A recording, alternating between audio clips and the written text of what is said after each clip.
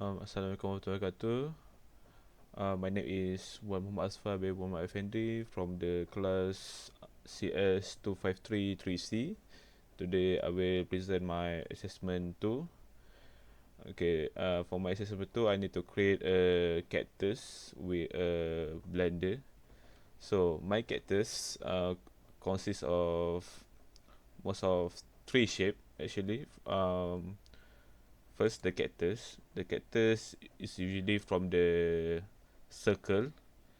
Then from the circle, I scaling it and transform it to make it a shape look like this. Then for the pot, it's same too. It's a circle. Then using a transformation and scaling, I transform it to my preference of pot.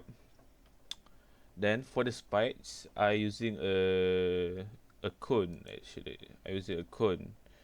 Then I create a spikes of cactus for one line.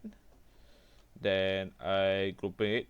As you can see, there's a five five cone for one line. Then I make a collection. Then I make the collection. Then I just duplicate it and copy paste. Then using a move and rotate to make sure the spike is nice. And I put a circle to make a soil too. And using for the colors, it's simple. I just add on the material for the this for the ground, and this is for the cactus.